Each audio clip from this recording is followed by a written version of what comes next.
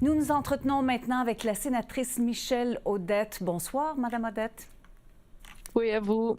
Alors, écoutez, on vous reçoit, évidemment, pour parler de la commission de la vérité et réconciliation, mais on va quand même vous parler, si vous le permettez, de deux questions d'actualité. D'abord, ces fameux projets d'infrastructure que le gouvernement Carney veut mettre de l'avant. C'était dans le discours du trône. On en parle aujourd'hui énormément à cette rencontre entre les premiers ministres des provinces et le premier ministre du Canada. Il y a des chefs autochtones qui ont déjà averti le gouvernement en disant, écoutez, nous, on veut être consultés parce que sinon, on ne va pas bien réagir. Je résume la situation.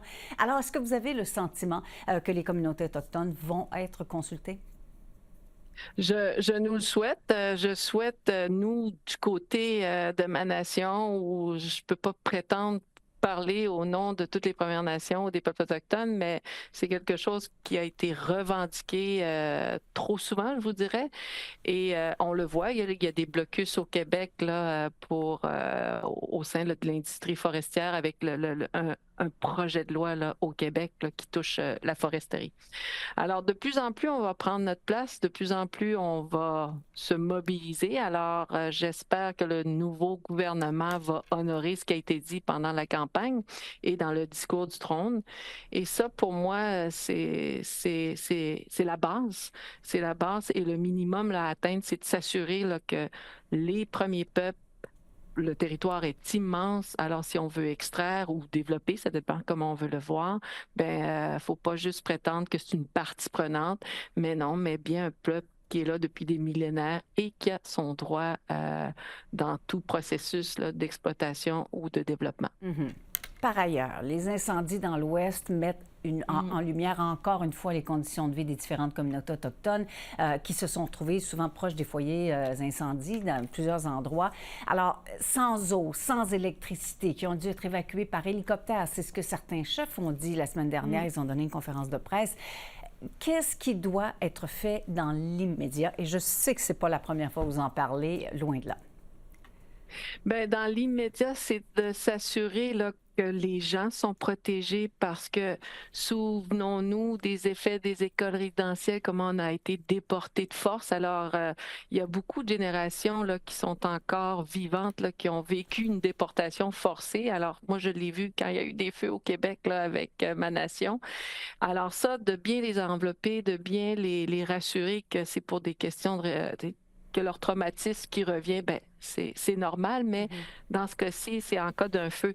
Mais quand on s'en va comme au Manitoba, dans le sud, où les hôtels commencent à se remplir et qu'il y a une difficulté, j'ai pas le pouvoir, mais j'espère que les provinces vont être au rendez-vous pour pouvoir, dans les municipalités et villes, et bien sûr le gouvernement fédéral, de pouvoir accueillir tous ces gens-là qui sont peut-être pour la première fois sortis de leur communauté et se retrouvent dans un temps urbain. Oui, s'assurer qu'ils aient des conditions décentes. Alors, venons-y. La Commission de vérité et réconciliation a remis son rapport final et ses 94 appels à l'action il y a 10 ans. Qu'est-ce qui a été accompli depuis, Mme Audette? Certainement beaucoup de choses qui sont peut-être pas nécessairement attachées à un appel, mais peut-être à plusieurs appels, mais pas coordonnées dans le sens où on évalue l'évolution, on fait l'évaluation à chaque année et je veux juste vous dire comment à chaque année, on voit de plus en plus d'événements là, qui célèbrent le 30 septembre ou qui commémorent le 30 septembre et les gilets oranges et on fait de la pédagogie autour de ça. Mais dans les faits, c'est pas pour rien que l'année passée, j'ai levé ma main pour le projet de loi C-29 pour mettre sur pied un Conseil national de réconciliation qui, lui, va avoir le pouvoir de remettre un rapport à chaque année parce qu'il va aller à l'autre chambre et exiger aux parlementaires qu'est-ce que le Canada a fait en matière de réconciliation et les appels à la justice. Bien sûr, j'espère que les provinces, les institutions, le milieu économique va aussi pouvoir nourrir et dire, même si je suis pas obligée à cause que c'est avec le fédéral que cette relation-là existe auprès du Conseil, je peux certainement, comme entrepreneur, ajouter une plus-value en disant, ben moi, j'ai fait telle chose en matière de réconciliation économique et j'en suis fière. Pouvez-vous mettre ça dans vos données dans le Conseil national? Et qu'est-ce qui doit être fait? Qu'est-ce qui n'a pas été fait encore et qu'est-ce qui stagne? Ouf, il y en a beaucoup de choses. Bon, là, ce qui me sort du cœur et de l'esprit, c'est l'accès aux archives. Ça, c'est compliqué, c'est lourd. Les recours collectifs, bon, ben, il y a une date de tombée, là. Bon, ben, les gens, comment ils vont vivre ça? J'ai aucune idée. Mais sur le plan plus comme maman, grand-mère, puis aussi fille d'une personne qui est allée dans les pensionnats, c'est cette guérison-là faut la soutenir. Donc, si on parle de vouloir aller en territoire, puis que ça tombe pas dans un programme du gouvernement actuel, là, le nouveau gouvernement, ben, le territoire apporte une grande guérison.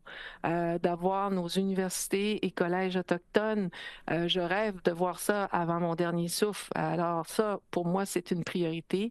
Et bien sûr, des mécanismes dans lesquels on va pouvoir porter plainte si on trouve qu'il y a eu un préjudice ou une discrimination, mais dans un mécanisme qui comprend mon histoire, donc un tribunal pour les droits des peuples autochtones et bien sûr un ombudsperson dans chaque territoire ou en tout cas qui est réparti à travers le Canada qui va comprendre puis qui va désengorger le système canadien et québécois. Je vous dirais, j'habite au Québec.